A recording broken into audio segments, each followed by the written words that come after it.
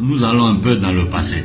Il faut rafraîchir la mémoire au peuple français, que le peuple français comprenne qui sont les gouvernants et pourquoi les Africains sont sur pied. La guerre de Biafra, vous étiez derrière ça. Le secret a été gardé jusqu'à aujourd'hui. La France, pour ses intérêts, a mené une guerre secrète au Biafra. La France, ou plutôt en son nom un homme de l'ombre tout-puissant, Jacques Foccart.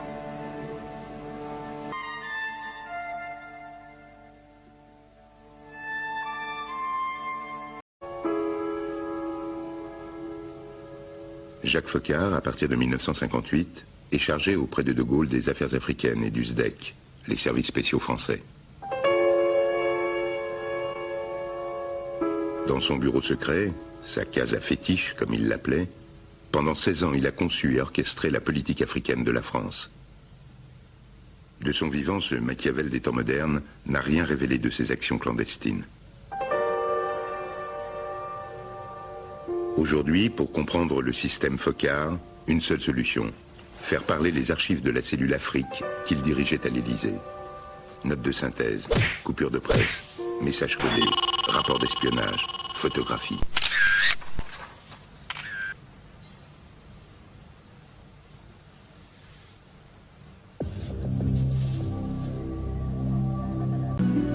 Le génocide rwandais, encore, c'est vous.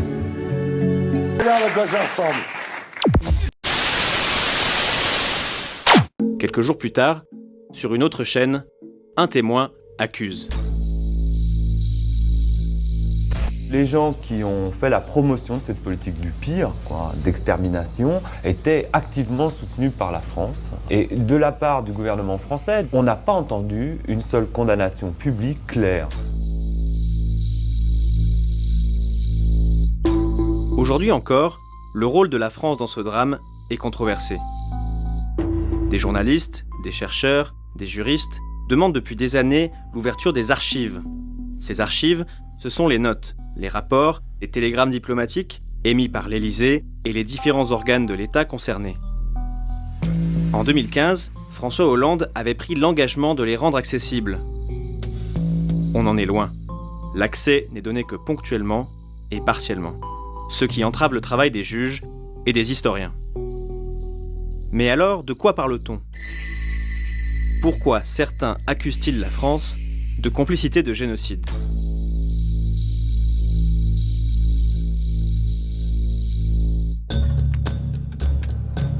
Rappelons d'abord le contexte.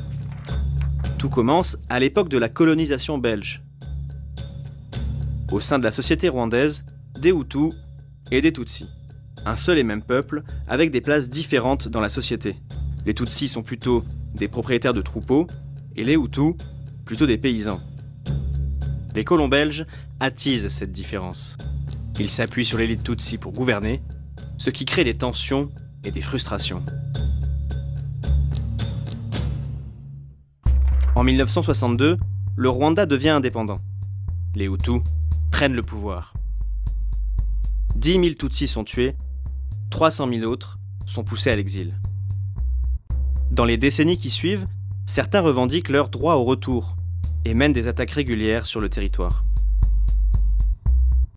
En réponse, les Tutsis de l'intérieur servent de bouc émissaire et pendant près de 30 ans, ils sont violemment réprimés par le pouvoir Hutu. L'histoire s'accélère en octobre 1990. Une rébellion, menée par des réfugiés Tutsis, entre en force au nord du Rwanda. C'est le début de la guerre civile. Cet état de France devient trouble. Vulnérable, le gouvernement de Kigali demande l'aide de la France. Paris lui fournit des armes et entraîne l'armée régulière rwandaise. Mais simultanément, la société rwandaise se radicalise. Une frange extrémiste du pouvoir Hutu endoctrine militaires et civils.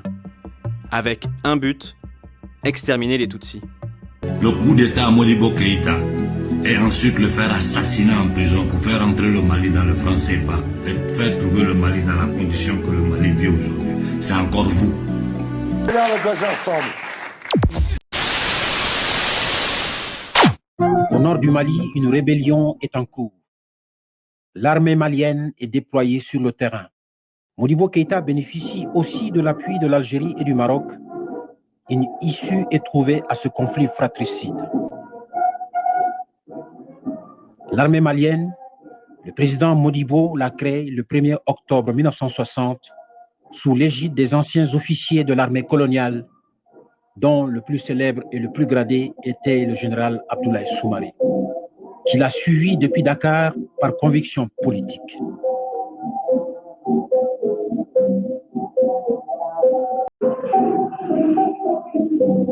Modibo a fait évacuer les bases françaises du Mali après avoir prononcé un discours ferme. L'armée malienne, au fil des années, sera même dotée d'avions de chasse.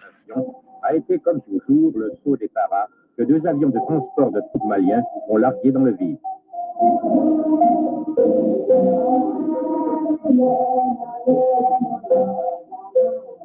Pour exister au plan international, une nation a besoin d'affirmer sa personnalité, en un mot, de défendre sa culture. Car la culture est le préalable et la fin de toute politique, dira le président Modibo Keïta dans son discours à la nation en 1961. Alors, il faut ressortir les chants et danses enfouis dans le terroir profond pour souder l'unité nationale. C'est ainsi que les semaines de la jeunesse vont participer à la construction nationale de l'identité. La mobilisation qui les anime s'efforce de mettre en exergue le comportement citoyen du jeune malien. L'idée est de mettre en fusion toute cette dynamique dans un formidable élan de compétition fraternelle. Modibo Keïta, toujours guidé par l'esprit panafricaniste, reçoit dans le cadre de la mise sur pied de l'ORS les présidents Senghor, Ouldada et Sékou Touré. Cependant, des difficultés existent dans le pays. L'environnement hostile, le contexte de la guerre froide sont des facteurs qui fragilisent l'économie du Mali. Arrêté, Modibo Keïta sera incarcéré aux 4 coins du pays. Transféré à Bamako, il va connaître, après 9 ans de détention, la mort dans des conditions non élucidées.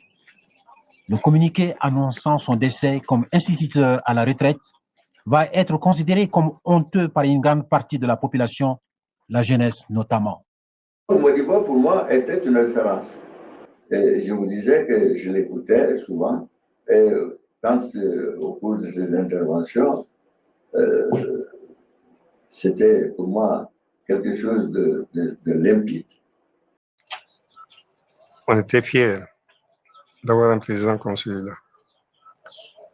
Modibo Keïta était un homme d'une grande intelligence, d'une grande autorité personnelle. Il n'acceptait pas de concéder à un interlocuteur quelque chose lorsque lui, Modibo, pensait qu'il avait raison. Quand Modibo est mort, on dit de remettre le corps à sa famille. Je dis, avant de remettre le corps à la famille, il faut faire une sensibilisation, parce que Modibo est très populaire. Si on met le corps à la famille, vous allez voir ce qui va se passer. En mars, les jeunes, les élèves ont pris le corps pour se diriger sur le comité, aller remettre le corps à ceux qui l'ont tué. L'image du président Modibo apparaît comme celle d'un homme d'État patriote, panafricaniste, ayant représenté le Mali avec dignité partout où son devoir de chef l'appelait. La vague de la démocratie va rompre le bâillon de ceux qui estimaient que l'homme d'État n'avait pas été qu'un instituteur. Le président Alpha Oumar Konaré va sonner la charge. Nous serons toujours reconnaissants à Modibo Keïta et à son compagnon de l'Union soudanaise d'avoir donné à notre pays un nom, son nom, un titre, son titre, d'avoir sauvé en son temps l'honneur et la dignité du Mali et de l'Afrique. Vous avez tué Sylvanus Olympus.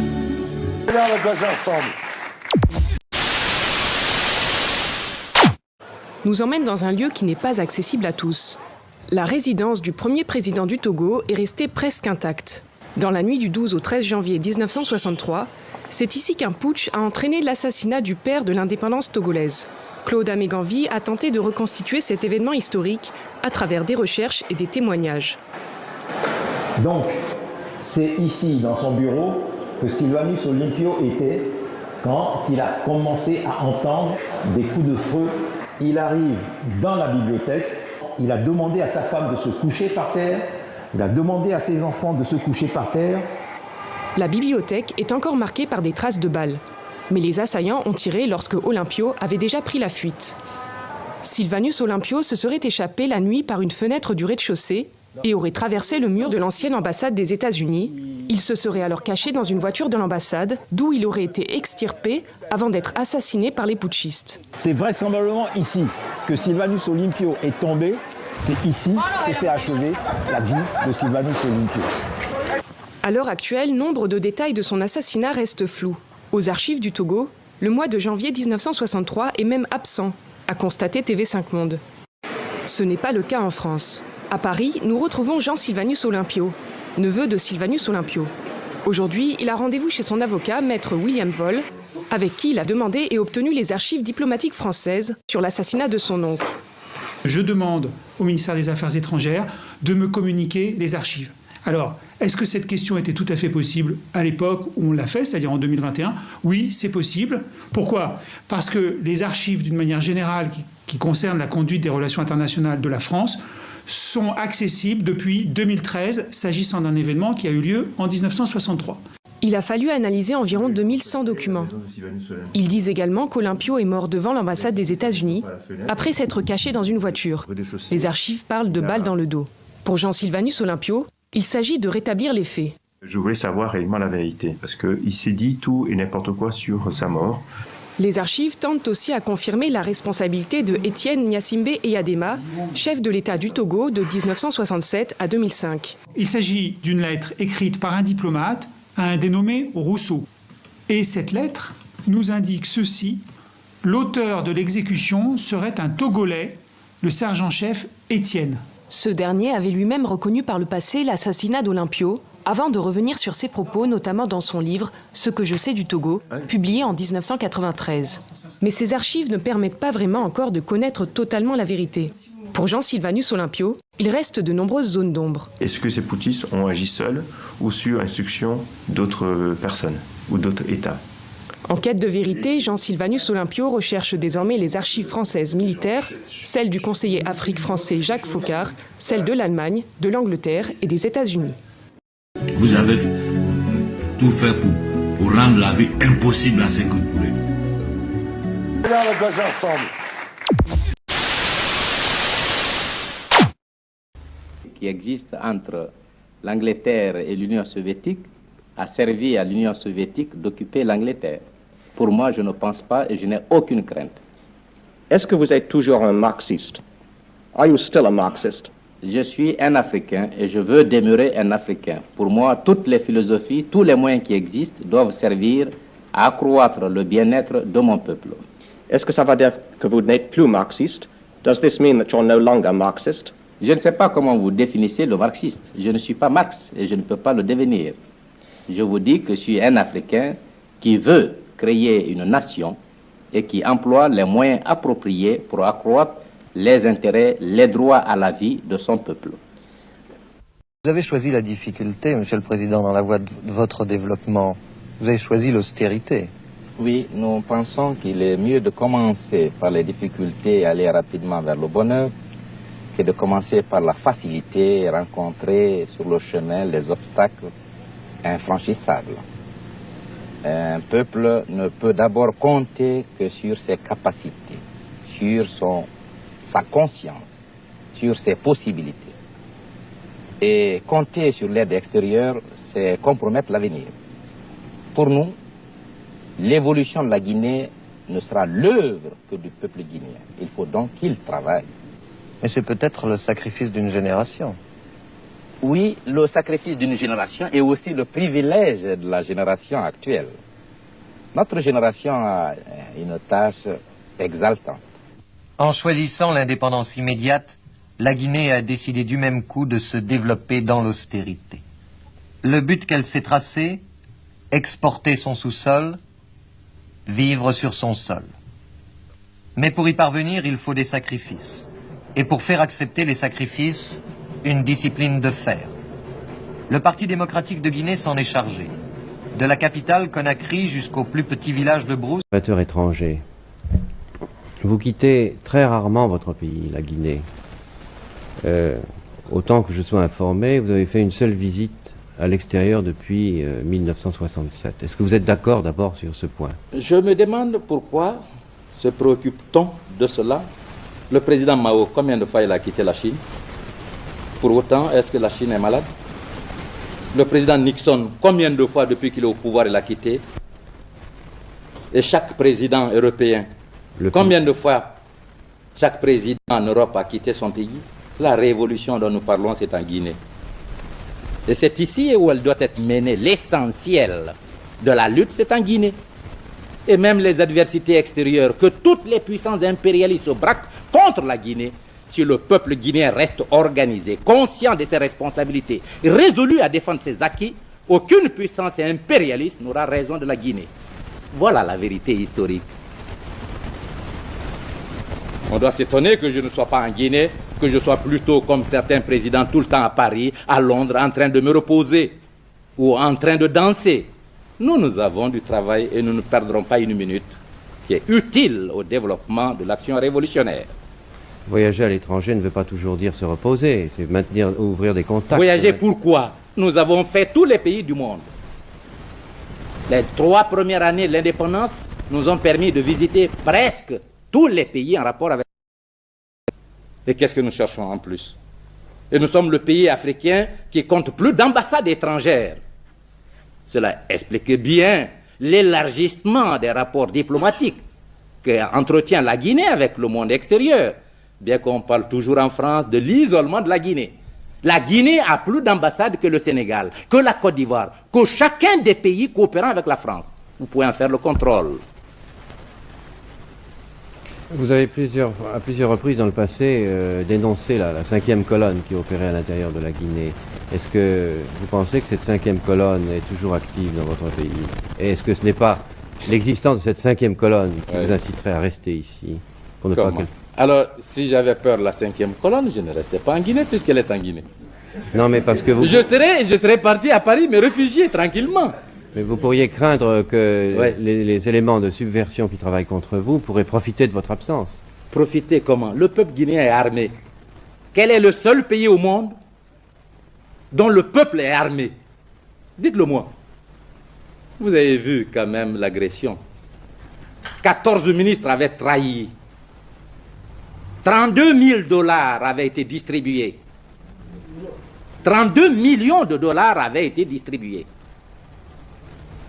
La plupart des officiers supérieurs, avec le ministre de l'Armée et de l'Intérieur, avaient trahi. Et toutes les puissances impérialistes étaient assurées du succès contre la révolution guinéenne, dont la mort était même annoncée à la télévision de Bonn le 22 novembre 1970. Une émission qui annonçait le grand dictateur du monde, M. Sékou Touré, est parti. La Guinée n'a pas peur de l'impérialisme.